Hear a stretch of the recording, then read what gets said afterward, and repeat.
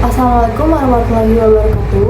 Kami dari kelompok 3 yang beranggotakan saya, Nafita Paulina Binti Rahman, lalu ada rekan saya, Febri Amelia Kusnadi, Nurul Syaira Arinda, Syifa Muharina, Anita Ramadhani, dan Profesor Nurdiansyah akan menjelaskan analisis e-governance menurut Well dan Ross serta permasalahan e-governance dalam studi kasus identitas kependudukan digital atau IKD oleh Ditjen Dukcapil. Kita masuk ke yang pertama. Ditjen Dukcapil merupakan lembaga di bawah Kementerian Dalam Negeri Republik Indonesia yang bertugas mengelola administrasi kependudukan dan pencatatan sipil serta secara nasional. Nah, Dukcapil bertanggung jawab dalam penerbitan dokumen kependudukan seperti KTP, KTP elektronik, kartu keluarga, serta akta pencatatan sipil lainnya. Selain itu, Ditjen Dukcapil juga mengembangkan sistem administrasi kependudukan berbasis digital guna mendukung transformasi digital pemerintahan melalui penerapan e-governance dalam pelayanan publik.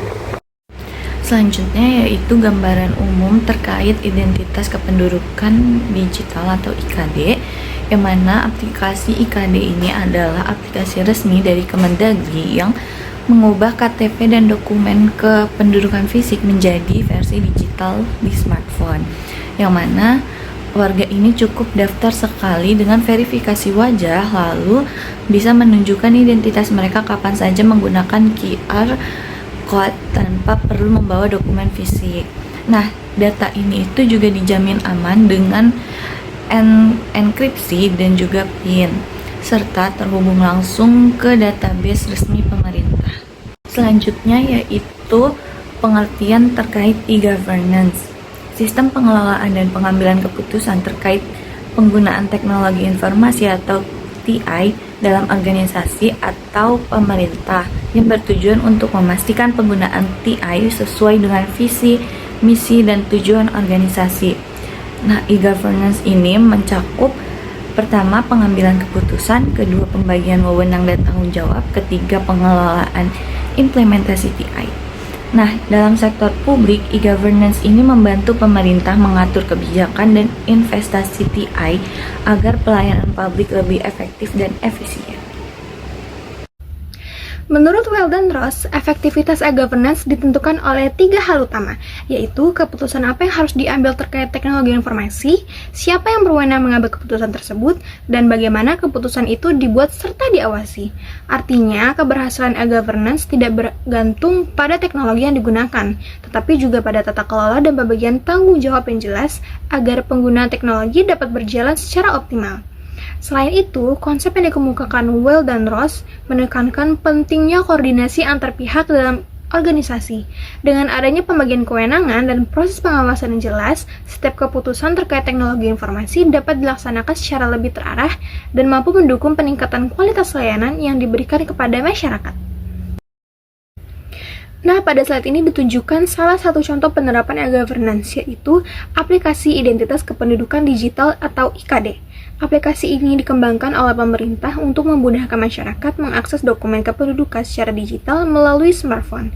Melalui aplikasi ini, masyarakat dapat melihat biodata kependudukan, mengakses KTP digital, melihat data keluarga, serta menyimpan berbagai dokumen kependudukan dalam satu platform.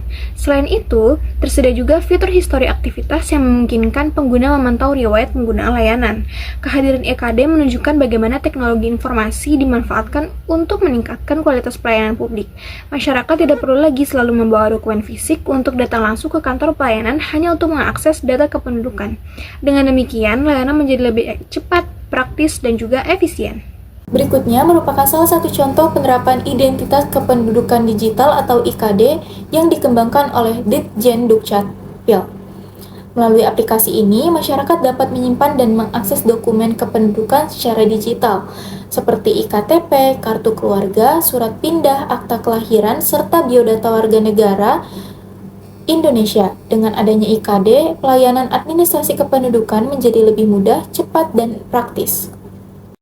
Pada slide ini, saya akan menjelaskan Governance Arrangement Matrix, yaitu matriks yang digunakan untuk melihat siapa saja yang memiliki hak pengambilan keputusan dalam tata kelola teknologi informasi. Matriks ini terdiri dari 2 komponen utama, yaitu domains, dan juga archetypes. Pertama, domains. Terdapat 5 domain utama, yaitu IT principal, IT arsitektur, IT infrastruktur, business application needs, dan juga IT investment. Kedua, ada archetypes. Terdapat 6 archetypes utama, yaitu business monarchy, IT monarchy, feudal, federal, duopoly, dan juga anarki. Berdasarkan analisis implementasi identitas kependudukan digital atau IKD, terdapat beberapa pola tata kelola yang dapat dilihat. Pada bisnis monarki, kewenangan utama berada pada Kementerian Dalam Negeri atau Ditjen Dukcapil. Mereka berperan dalam menetapkan prinsip-prinsip TI, menentukan kebutuhan aplikasi, serta mengambil keputusan strategis terkait investasi teknologi. Kemudian pada IT monarki, pengambilan keputusan didominasi oleh tim TI, yaitu pengembang dan juga administrator sistem. Mereka bertanggung jawab terhadap arsitektur sistem, infrastruktur TI, keamanan data, integrasi sistem, serta pemeliharaan aplikasi IKD. Selanjutnya, pada feudal, itu menggambarkan kondisi di mana pemerintah daerah memiliki kebutuhan yang berbeda-beda sesuai karakteristik wilayah masing-masing. Oleh karena itu, masukan dari daerah itu menjadi penting dalam menentukan kebutuhan layanan. Pada pola federal, itu pengambilan keputusan dilakukan melalui kerjasama antara pemerintah pusat dan pemerintah daerah. Pemerintah pusat menetapkan standar nasional, sedangkan pemerintah daerah sendiri memberikan masukan terkait kebutuhan implementasi di lapangan. Kemudian terdapat duopoli, yaitu dengan adanya kolaborasi antara pimpinan organisasi dan juga pihak TI dalam pengambilan keputusan. Pada IKD, koordinasi antara Ditjen Dukcapil dan tim TI diperlukan, terutama dalam menentukan arsitektur sistem dan juga investasi teknologi. Terakhir adalah anarki, yang mencerminkan peran masyarakat sebagai pengguna aplikasi.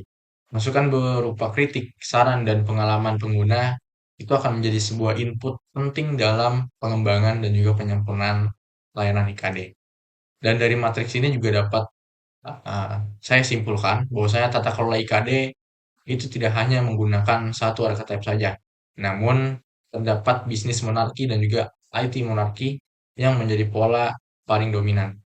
Karena kebutuhan strategis berada pada Kemendagri dan juga Ditjen Dukcapil, sementara keputusan teknis itu berada pada tim TI, dan di sisi lain, pemerintah daerah dan masyarakat tetap dilibatkan untuk memastikan layanan IKD dapat berjalan efektif dan sesuai dengan kebutuhan pengguna. Selanjutnya ditunjukkan beberapa permasalahan dalam penerapan e-governance, khususnya pada identitas kependudukan digital atau IKD. Yang pertama, implementasi IKD masih belum optimal, di mana jumlah pengguna IKD tahun 2025 baru mencapai sekitar 13 juta pengguna, padahal jumlah wajib KTP nasional itu jauh lebih besar. Yang kedua, literasi digital masyarakat itu masih rendah. Sebagian masyarakat masih mengalami kesulitan dalam proses registrasi dan aktivasi aplikasi IKD. Yang ketiga, masih terdapat kekhawatiran terkait keamanan data. Masyarakat masih khawatir terhadap risiko kebocoran dan penyalahgunaan data pribadi digital. Yang keempat, infrastruktur digital itu belum merata. Kendala jaringan internet dan gangguan sistem itu masih menghambat pelayanan IKD di beberapa daerah. Dan yang terakhir, sosialisasi belum maksimal. Jadi masih banyak masyarakat yang belum memahami fungsi dan manfaat IKD secara menyeluruh. Lalu selanjutnya ada solusi. Yang pertama itu ada menyediakan layanan bantuan IKD di tempat umum. Layanan bantuan di tempat umum ini dapat memudahkan masyarakat yang kesulitan saat registrasi IKD. Lalu yang kedua itu ada mengadakan pelatihan dan edukasi digital secara langsung. Pelatihan dan edukasi digital ini dapat membantu meningkatkan masyarakat mengenai penggunaan IKD. Lalu yang ketiga ini ada penguatan keamanan dan perlindungan data. Penguatan sistem keamanan ini diperlukan untuk meningkatkan kepercayaan masyarakat terhadap aplikasi IKD. Lalu yang keempat ini ada bekerja sama dengan provider untuk memperluas akses internet. Kerjasama dengan penyedia layanan internet ini dapat membantu mengatasi kendala jaringan di berbagai wilayah. Lalu yang terakhir ini ada memanfaatkan media sosial dan tokoh masyarakat untuk sosialisasi. Pemanfaatan media sosial dan tokoh masyarakat dapat memperluas jangkauan sosialisasi serta meningkatkan kesadaran masyarakat tentang IKD. Lalu selanjutnya ke yang terakhir yaitu kesimpulan. Jadi implementasi IKD atau Identitas Kependudukan Digital ini oleh Ditjen Dukcapil merupakan bentuk penerapan e-government dalam pelayanan publik berbasis digital yang bertujuan meningkatkan efektivitas dan efisiensi administrasi kependudukan. Berdasarkan teori Weil dan Ross, pengelolaan IKD melibatkan berbagai pihak seperti pemerintah pusat, juga daerah, tim teknologi informasi, dan masyarakat dalam pengambilan keputusan serta pengelolaan sistem. Meskipun memberikan kemudahan bagi masyarakat, implementasi IKD ini masih menghadapi beberapa kendala seperti rendahnya literasi digital, terus juga kekhawatiran terhadap keamanan data, infrastruktur digital yang belum merata, serta sosialisasi yang belum optimal. Oleh karena itu, diperlukan edukasi digital, penguatan keamanan data, peningkatan infrastruktur, dan sosialisasi yang lebih luas agar penggunaan IKD ini dapat berjalan maksimal dan diterima masyarakat secara menyeluruh. Materi berikutnya yang akan kita bahas adalah analisis e-government dengan sistem pemerintahan berbasis elektronik atau SPBE di Kabupaten Majalengka. Tingkat kematangan kapabilitas SPBE terdiri dari beberapa tahapan yaitu rintisan, terkelola, terstandarisasi, terintegrasi, dan terukur, hingga mencapai tingkat optimum. Selain itu, terdapat aspek informasi, interaksi, transaksi, kolaborasi, dan optimalisasi yang mendukung peningkatan kualitas tata kelola pemerintahan berbasis elektronik. Penerapan SPBE di Kabupaten Majalengka didasarkan pada Peraturan Presiden Nomor 95 Tahun 2018, Permen Pan RB Nomor 59 Tahun 2020, serta Pedoman Menteri Pan RB Nomor 3 Tahun 2024 yang menjadi dasar pelaksanaan dan evaluasi SPBE. Selanjutnya, salah satu implementasi SPBE di Kabupaten Majalengka adalah aplikasi atau website Bangkit yang digunakan untuk mengidentifikasi dan membantu keluarga miskin secara lebih akurat melalui data yang dilengkapi dengan visualisasi. Melalui website ini, petugas dapat memasukkan data penduduk berdasarkan nomor induk kependudukan atau NIK, serta memetakan lokasi keluarga miskin. Dengan data yang akurat dan terkini, bantuan dan program yang diberikan pemerintah dapat disalurkan secara lebih tepat sasaran. Dengan demikian, Bangkit menjadi salah satu bentuk pemanfaatan teknologi dalam mendukung pelayanan publik yang lebih efektif dan berbasis data. Selanjutnya adalah 4 domain SPBE untuk meningkatkan kualitas pelayanan publik di Kabupaten Majalengka. Seperti yang bisa dilihat di Chai Park, domain pertama yaitu kebijakan SPBE sebesar 13% menjadi dasar aturan pelaksanaan SPBE, dan yang kedua adalah domain tata kelola SPBE sebesar 25% mengatur strategi dan pengelolaan teknologi pemerintahan. Yang ketiga adalah domain manajemen SPBE sebesar 16,5% mendukung operasional serta pengawasan sistem internal, dan yang terakhir domain 4 adalah layanan SPBE sebesar 45,5%,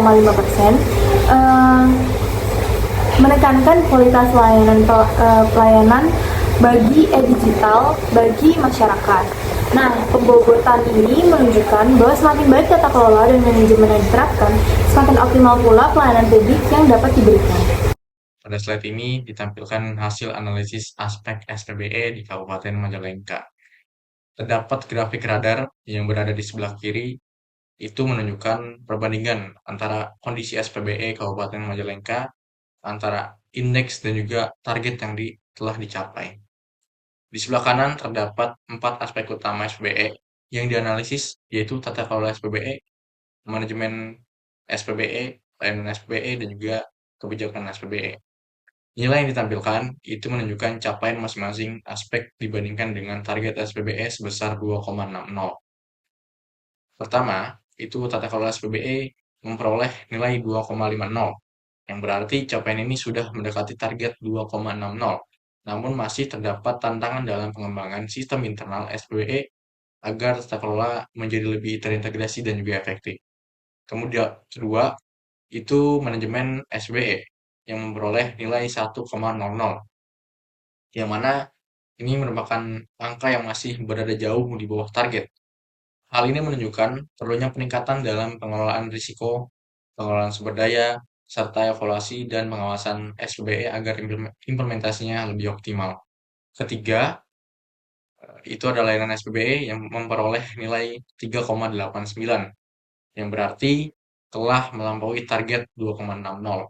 Capaian ini menunjukkan bahwa layanan administrasi pemerintahan dan layanan publik berbasis elektronik di Kabupaten Majalengka telah berjalan dengan sangat baik dan juga memberikan manfaat yang benar-benar nyata bagi masyarakat. Keempat, terakhir itu ada kebijakan SBE yang memperoleh nilai 2,94, yang juga ini telah melampaui target SPBE yang telah ditetapkan.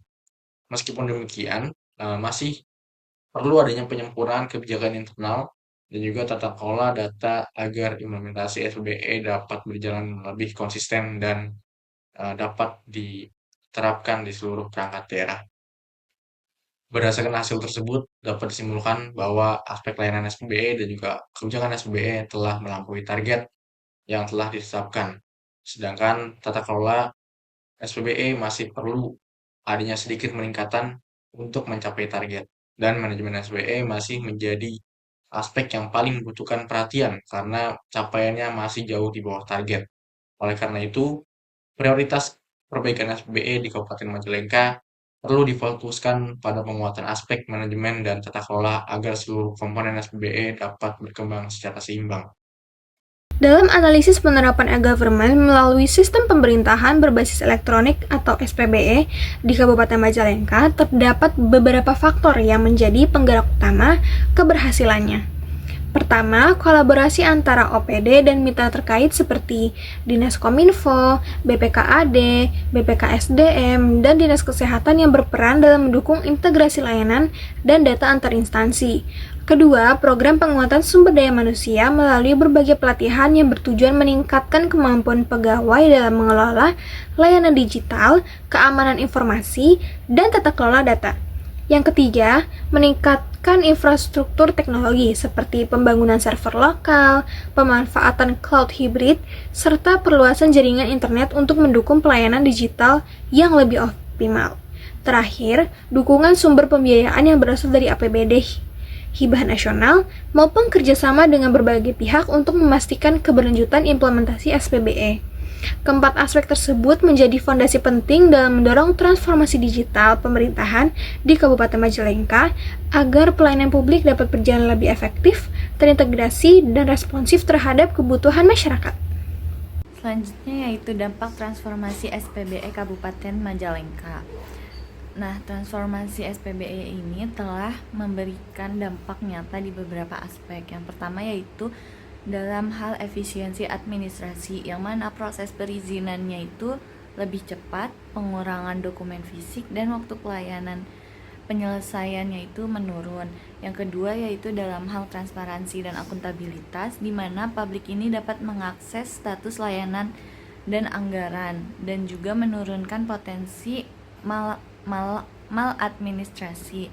Yang ketiga yaitu peningkatan pelayanan publik, di mana kenyamanan masyarakat ini meningkat melalui layanan online dan mobile, terutama di kecamatan yang ada di Kabupaten Majalengka. Yang terakhir yaitu data driven decision making, yang mana ketersediaan dashboard kinerja mendukung pengambilan keputusan berbasis data untuk kebijakan daerah. Lalu selanjutnya ada hambatan penerapan SPBE. Yang pertama itu ada keterbatasan sumber daya manusia. Kekurangan tenaga teknis ini dapat menghambat pengelolaan kontinuitas SPBE. Lalu yang kedua ada kepatuhan regulasi internal. Beberapa SOP belum sepenuhnya diimplementasikan atau perlu disesuaikan dengan praktik digital baru. Lalu yang ketiga itu ada keterbatasan infrastruktur. Jaringan di beberapa desa ini belum stabil. Terus yang keempat ini ada keamanan dan privasi data. Perlu penguatan kebijakan keamanan, enkripsi, dan pelatihan mitigasi ancaman cyber.